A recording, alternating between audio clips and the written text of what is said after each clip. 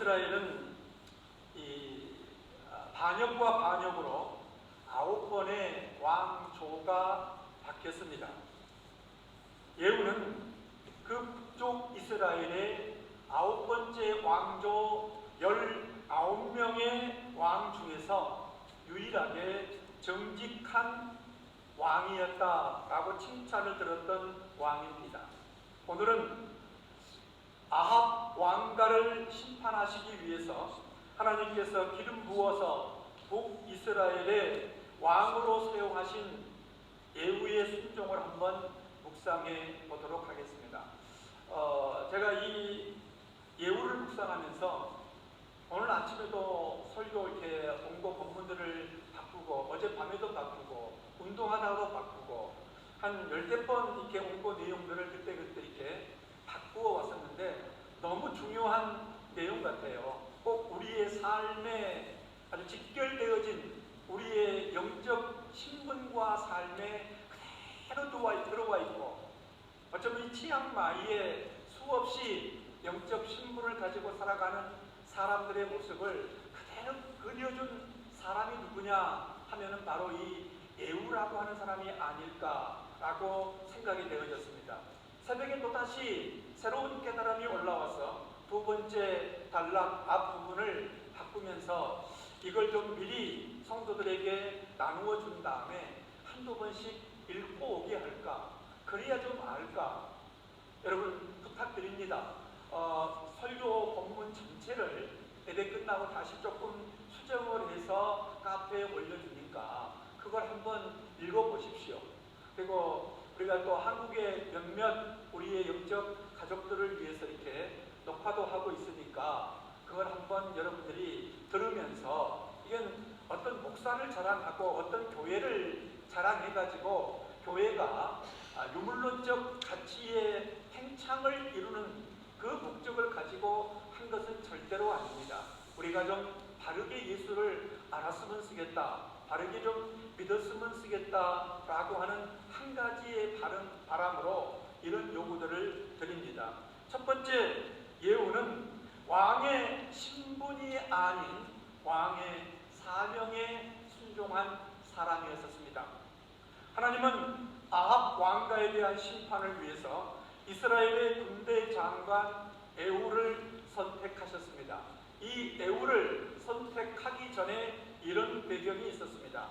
북이스라엘의 왕 아합이 이방 이세벨과 결혼하고 그가 섬기던 바알과 아세라 우상을 섬기며 여호와의 선지자들을 잡아 죽이던 때에 엘리야 선지자가 아합을 찾아가서 살아계신 하나님을 두고 맹세하면서 내가 기도하기 전까지는 수년 동안 이 땅에 비는커녕 이슬 한 방울 내리지 않을 것이라고 아합에게 회개를 촉구했습니다. 아합은 이런 엘리야를 오히려 잡아 죽이려고 했습니다. 하나님은 엘리야를 그릿 시내가와 사르밧으로 보내서 그의 생명을 지켜주시고 아합이 회개하기를 기다리셨습니다. 하나님은 갈멜산에서 엘리야의 기도를 들으시고 하늘에서 불과 비를 내려서 그의 살아계심을 증명해 주셨습니다. 그러나 아합의 무리는 회개하지 않았습니다. 살아계신 하나님을 부르지도 않고 인정하지도 않았습니다. 이세벨은 더욱 살기등등하게 엘리야를 잡아 죽이려고 선전포고까지 했습니다. 이를 본 엘리야가 깊은 영적 고독에 빠졌습니다. 그때 하나님은 이 엘리야를 불러서 세 가지의 사명을 주시면서 그 사명 가운데 엘리야가 다시 일어서게 하십니다. 먼저 하사엘에게 기름을 부어서 아람의 왕이 되게 하라고 합니다. 두 번째는 닙시의 아들 예후에게 기름을 부어서 이스라엘의 왕이 되게 하라고 하십니다. 그래서 엘리야가 개혁하고 엘리야가 변혁시키려고 했던 이 아합이란 사람의 변화와 아합 가문에 대한 심판은 엘리야 몫이 아니고 이 에후의 몫이라고 엘리야에게 가르쳐 주신 것입니다. 사밧의 아들 엘리사에게 기름을 부어서 너를 대신하게 하라고 하셨습니다. 그러나 아합이 하나님의 경고의 말씀을 듣고도 아합이 하나님의 경고의 말씀을 듣고 그의 옷을 찢고 붉은 배로 몸을 동이고 풀이 죽어다니는 겸비한 모습을 보이자 하나님께서는 아합의 시대에는 재앙을 내리지 아니하고 그의 아들 시대까지 지켜보겠다고 집행유예를 내리셨습니다. 아합의 가문이 엘리사 시대에도 여전히 악을 행하자 하나님께서 드디어 에후 카드를 꺼내 드셨습니다. 그래서 이 엘리야에게 주었던 사명이 엘리사 시대에 와서 이제 집행이 되어진 것입니다. 엘리사가 그의 제자 중 하나를 불러서 너는 허리를 누이고 기름병을 가지고 길르앗 나못으로 가서 님시의 손자 여호사밧의 아들 예후를 찾아서 골방으로 들어가 기름을 그의 머리에 부으면서 여호와의 말씀이 내가 네게 기름을 부어 이스라엘 왕으로 삼노라 하고 즉시 문을 열고 신속하게 도망치라고 했습니다. 이 젊은 제자가 길르앗 나몰에 가서 보니 군대 이 지금 북쪽 이스라엘과 이 아람 군대가 싸우는 중이었습니다. 그 최전방에서 이 나못에서 군대 장관들이 모여서 전술 전략 회의를 하고 있는 중이었습니다. 이 젊은 제자가 장군님 드릴 말씀이 있습니다라고 하자 예후가 우리 가운데 누구를 말하느냐고 물었습니다. 젊은 제자가 바로 예후 장군입니다 라고 하자 예후가 일어나서 집 안으로 들어갑니다. 이 젊은 제자가 따라서 방 안으로 들어가 예후의 머리에 기름을 부으며 이와 같이 말했습니다. 나 여호와 이스라엘의 하나님이 말한다. 내가 너에게 기름을 부어 주의 백성 이스라엘의 왕으로 세웠다. 너는 네가 섬기는 상전 아합의 가문을 쳐라. 너는 네가 섬기는 상전 아합의 가문을 쳐라. 아합에게 속한 사람은 메인 사람이건 노인 사람이건 가릴 것 없이 남자는 누구나 이스라엘 안에서 끊어버려라. 나는 아합의 가문을 느바스의 아들 여로보암의 가문과 같이 만들고 아이야의 아들 바하사의 가문과 같이 만들 것이다. 걔들이 이스라엘 땅 안에서 이세벨을 뜯어 먹을 것이다. 그를 매장할 사람조차 없을 것이다. 이와 같이 하나님의 말씀을 사명을 선포한 다음에 이 젊은 제자는 문을 열고 도망갔습니다. 하나님은 예후를 북이스라엘 왕으로 선택하셨으나 그가 왕으로 위임받는 대관식은 왕의 권위와는 전혀 어울리지 않게 아주 초라했습니다. 여러분, 우리가 심지어 이 세례를 받고 또는 무슨 교회에서 직분을 받을 때에도 가능하면은 이 권위가 좀 바라보는 자들에게 위험을 줄 수 있도록 분위기를 조성하고 옷도 예쁘게 단장하고 긴장하면서 합니다. 그런데 한 나라에 왕으로 기름 부음 받는 대관식이 당 안에서 단 둘이만, 그것도 이런 이 일을 위해서 첫 번째 사명을 부름받았던 엘리야도 아니고 엘리야의 제자 엘리사도 아니고 그 엘리사의 여러 선지학교 신학생들 가운데 한 사람이었습니다. 심지어 이 젊은 제자의 이름도 등장하지 않고 단 둘이 방 안에서 속닥거리고는 그냥 문을 열고 도망을 쳐버렸습니다. 보이는 왕의 직분을 탐내는 예후였다면 도무지 수용하기 어려운 대관식입니다. 여러분 왜 서울 대형교회 큰 교회 장로가 되어지고 직분을 맡으면 목이 뻣뻣해진 줄 아십니까요? 그 분위기 때문에 그 대관식의 분위기 때문에. 여러분 그 대관식의 분위기가 왕의 의미를 상징한 것이 아닙니다. 왕에게 주어진 사명이었습니다. 하나님은 사명을 주실 때에 신분과 권위를 주십니다. 해야 할 일을 주십니다. 그리고 그 신분과 해야 할 일을 함께 할 동역자와 필요한 물질도 주십니다. 제가 어제 그제 몇몇 이렇게 전혀 낯선 선교사들이 찾아와가지고 긴 이야기들을 했었습니다. 많은 선교사들이 물질적 궁핍함을 이야기합니다. 제가 그들에게 이렇게 말했습니다. 선교사님, 1년에 설교 도대체 몇 번이나 해요? 한 번은 14년 되었다고 했는데 14년 동안 설교 몇 번이나 했습니까? 말을 못해요. 그러면 설교는 차선으로 미루더라도 매일 주일이 되어지면은 그 예배를 빠지면 안 되는 예배의 지정석이라도 있습니까? 이 교회에 저 교회에 몰려다니지 않습니까?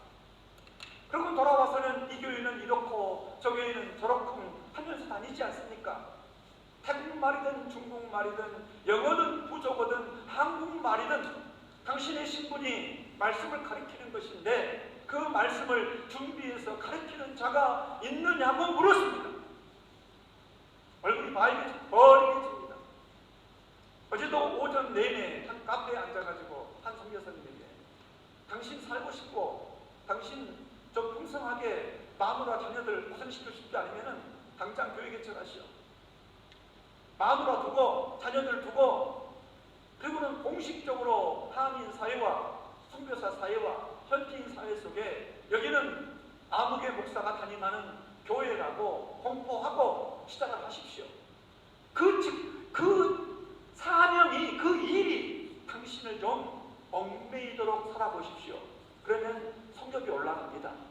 그러면 구차하게 동정 요구하지 않아도 필요한 물질 채워질 것입니다.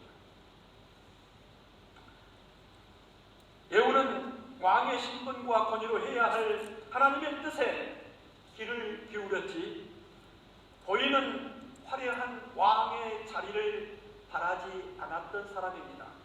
예후가 왕의 다른 장군들이 있는 데로 나오자 한 사람이 그 미친 녀석이 장군께 무슨 일로 왔느냐고 살짝이 방으로 들어갔던 이유를 물었습니다. 예후가 장군들께서도 그를 알지 않습니까? 그가 쓸데없이 떠들고 간 말이 무엇인지 짐작하리라 생각합니다. 무슨 말입니까? 당신은 이 이세벨이라고 하는 이 아합의 아내 살밭 여인 이 이방 바알과 아세라의 우두머리인 이 여인이 여호와 하나님의 이야기를 꺼내는 사람들은 잡아 죽이는 시대였기 때문에 이들은 이와 같이 선지학교 학생들도 미친놈 취급을 하던 때였었습니다. 그렇게 예후가 무리려 하자 다른 장군들이 그렇게 슬쩍 넘어가지 말고 좀 사실 좀 말씀해 주시지요 라고 말을 했습니다. 예후가 여호와께서 나를 이스라엘의 왕으로 기름 부어 세웠다고 그 미친놈이 말씀하지 않습니까? 라고 사실을 말하자 갑자기 거기에 모였던 그 전술 전략 회의에 모였던 최전방 장군들이 황급히 일어나서 자기 옷을 벗어서 예후의 밥 아래 깔고 군악대를 동원해서 나팔을 불면서 예후께서 왕이 되셨다라고 외쳤습니다. 예후가 왕이다. 왕 예후 만세. 예후왕 왕 만세를 외친 것입니다. 하나님은 이 예후를 선택해서 왕의 길로 이끌어 가시기 때에 엘리야와 엘리사와 엘리사의 젊은 제자만 알게 하신 것이 아니고 그들은 느끼지 못했지만 누구인지를 못했지만 지금 이 나라는 이 상태로 되면 안 돼. 지금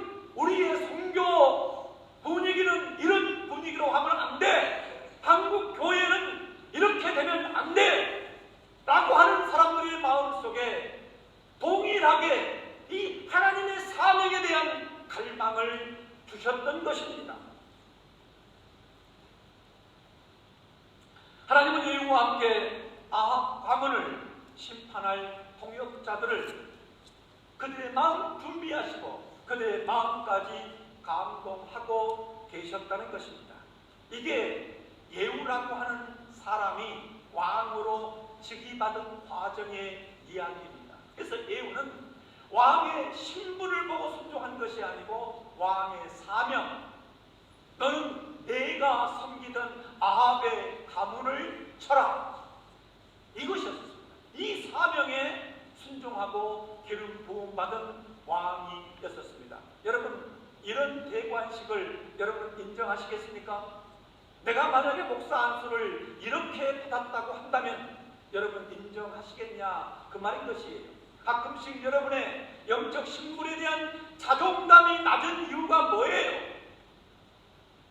그 대관식의 분위기가 초라한 어린아이들 뿐이었었고 몇 사람 뿐이었었고 빵발에도 없고 성가에도 없었기 때문이라고 생각하면서 자기에게 주어진 그 신분의 가치를 과소평가하고 있지는 않습니까? 예후는 그렇지 않았었습니다. 하나님은 그리고 그 예후에게 이와 같이 신분을 주고 신분에 걸맞는 권위를 주시고 그가 해야 할 일을 주시고 이 일을 함께할 동역자를 주시고 함께할 동역자와 진행할 수 있는 자금력까지 주신 것이었습니다. 두 번째, 예후는 그동안 동맹했던 악의 세력들과 단절하는 데 순종했습니다. 이 두 번째 부분을 우리가 좀 귀담아 잘 들어야 됩니다. 예후에게 주신 사명은 그가 섬기는 상전 아합의 가문을 치는 것입니다. 여러분, 이것은 우리말로 속된 말로 하면 배신이라고 할 수 있는 이야기예요. 그러나 배신과 단절은 다릅니다. 배신은 내가 은혜를 입은 자예요. 상대가 지금도 은혜를 지속하고 있습니다. 상대의 가는 길이 은혜의 길이에요. 선의 길입니다. 정직한 길입니다.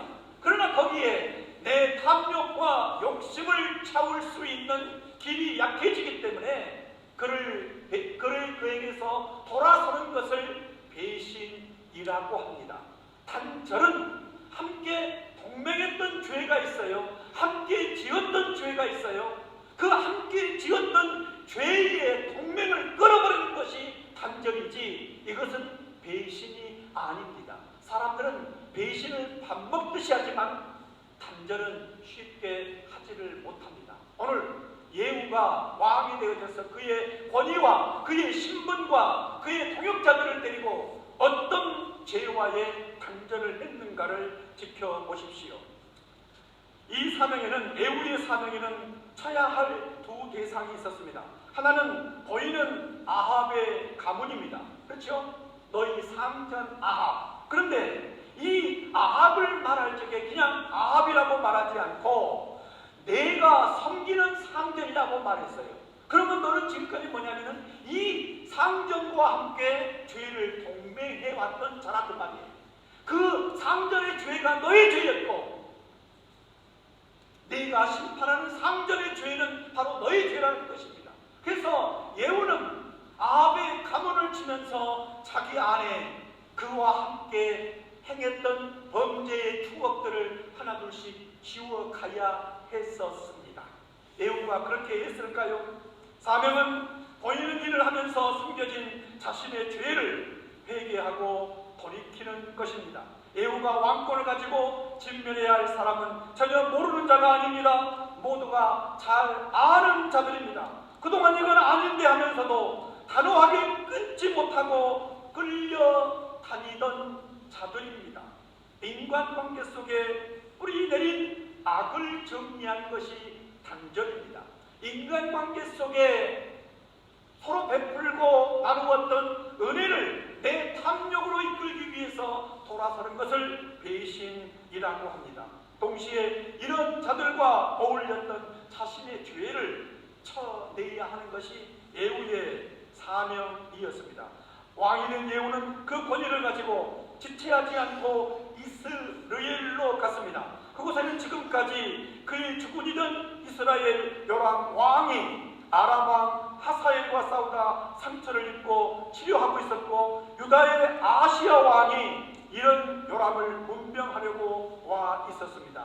요람은 전방을 지키는 장군 에후가 온다는 소식을 듣고 두 번이나 전령을 보내서 평화의 소식이냐고 물었으나 예후는 그 전령들을 자기 편에 서도록 명령하고 요람에게 답변을 보내지 않았습니다.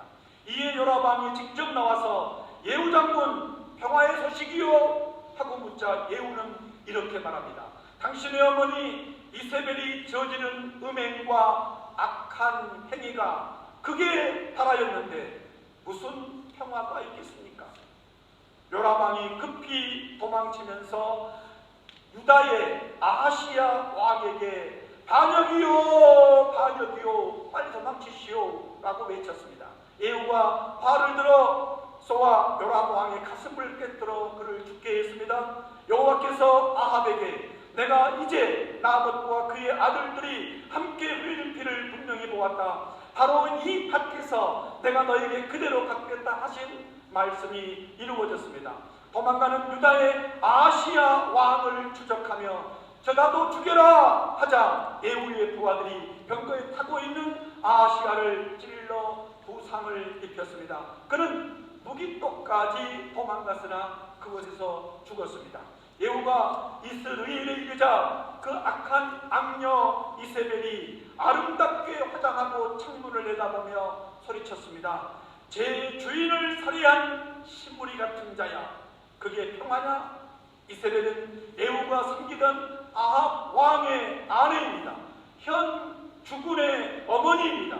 예후가 창문을 쳐다보며 내 편이 될 사람은 그 여자를 아래로 내던져라라고 소리를 치자 두 내시가 이세벨을 들어서 창문 너머 아래로 던지자 피가 벽과 마레까지 튀었다고 했습니다. 이스라엘의 밭에서 개들이 이세벨의 죽음을 뜯어 먹을 것이며 이세벨의 죽음은 이스라엘에 있는 밭의 거름처럼 될 것이므로 이것을 보고 이세벨이라 부를 사람은 아무도 없을 것이다 하신 말씀이 이루어졌습니다.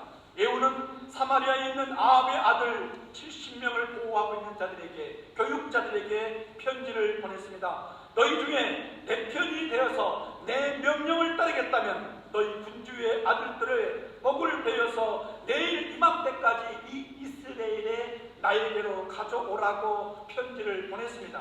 편지를 받은 지도자들은 70명의 왕자들을, 자기가 모신 왕자들을 죽여서 그 머리를 잘라 광주리에 담아 예후에게 보냈습니다. 이 왕자들은 예후가 앞으로 모셔야 할 주군들입니다. 예후는 이스라엘에서 사마리아로 가는 길에 유다 아시아 왕의 형제들 42명을 만나자 그들을 한 구덩이에 넣어 죽였습니다. 또 예후는 그를 만나러 온 여호나답을 그의 수레에 태우고 여호와를 향한 나의 열심을 보라며 바알의 종들을 진멸할 계책을 선포했습니다. 아합은 바알을 조금밖에 섬기지 않았지만 나는 그보다 더 열심히 성대한 제사를 드리겠다며 바알 애언자들과 종들과 제사장들을 바알 신전으로 불렀습니다. 빠지는 사람은 누구든지 살아남지 못할 것이라고 경고도 했습니다. 바알의 종들이 하나도 빠지지 않고 모두 와서 바알의 신전으로 들어가자 바알 신전이 가득 찼습니다. 예후가 그들에게 입힐 예복을 가져오도록 했습니다. 예후가 여호나답이 바알 신전으로 들어가서 말했습니다. 혹시 이 중에 여호와를 섬기는 사람들이 있습니까? 여기는 바알의 종들만 있어야 됩니다라고 물었습니다. 이것은 최후 통첩입니다. 아직도 기회야. 아직도 바알을 버리고 여호와 앞에 돌아설 수 있는 시간이 있어 라고 회개의 기회를 준 것이었습니다. 그러나 한 명도 나타나지 않았습니다. 예후는 무장된 군인들에게 한 사람도 남기지 않고 다 죽이도록 명령했습니다. 이들은 모두 한때 예후의 동역자들입니다. 죄의 동맹자들이었습니다. 바알 신전의 지성소에서까지 들어가 우상들을 끌어내 불태워버리고 바알 신전을 헐어가지고 그것으로 화장실을 만들었습니다. 예후가 진멸한 아합에 가문 사람들은 모두 예후와 가까운, 아주 가까운 사람들입니다. 지금으로만 커피 마시고 같이 골프 치고 같이 사우나하고 같이 밥 먹고 하루라도 못 만나면 죽을 것처럼 그리워했던 사람들입니다. 한때 그들과 동맹해 여호와의 선지자들을 죽이고 바알을 숭배했던 자들입니다. 그러나 예후는 하나님의 명령에 순종해 이들의 일과의 죄의 동맹을 단절했습니다. 배신한 것이 아닙니다. 죄의 동맹을 끊는 것이었습니다. 그러나 세 번째, 예후는 하나님의 은혜로 보이는 죄의 동맹과는 단절했으나 자신 안에 있는 죄와는 단절하지를 못했습니다. 가장 정직한 왕이라 칭찬을 들은 예후도 하나님의 율법을 지키는 일에 마음을 다 기울이지를 못했습니다. 이스라엘 백성들로 하여금 죄를 짓게 했던 느밧의 아들 여로보암이 세웠던 베델과 단의 금송아지를 섬기는 죄에서 벗어나지를 못했습니다.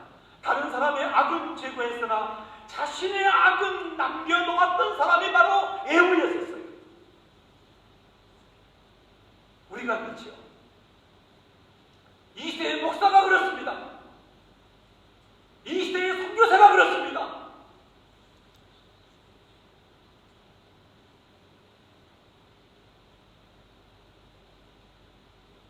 내가 힌두와 불교와 저 이슬람의 죄는 박멸하겠다고 하면서 자기 안에 교만 하나 갖지를 못합니다.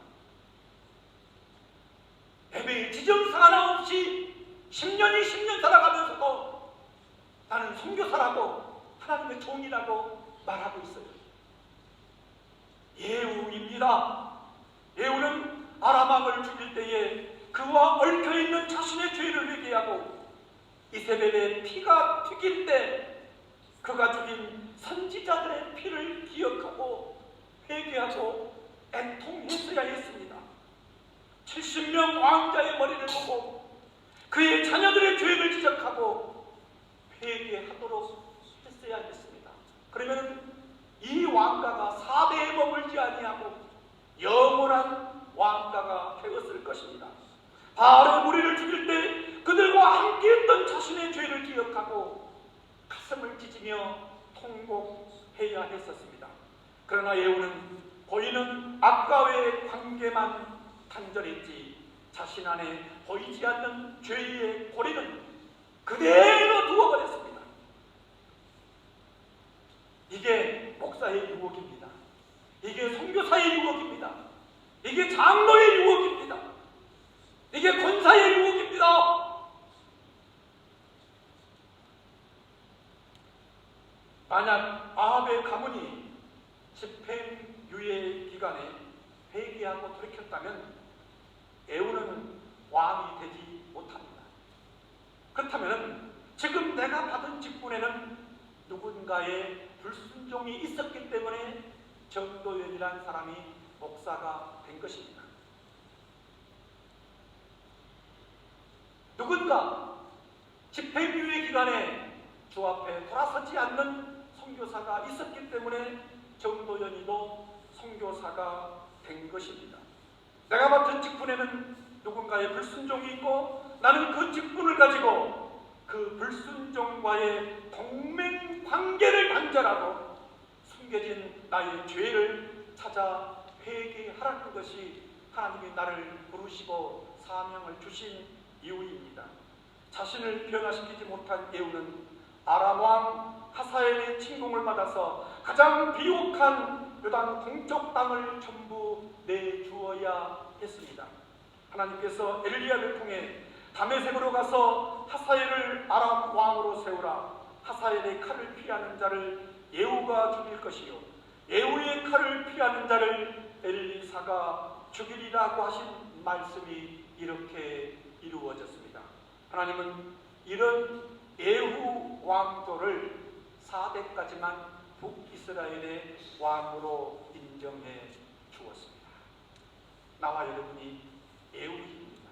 본인은 누구의 악에 대해서는 그렇게 강하고 담대하면서 그 공로가 내 안에 숨겨진 죄까지 해결해 줄 것이라고 믿어버리는 것이죠.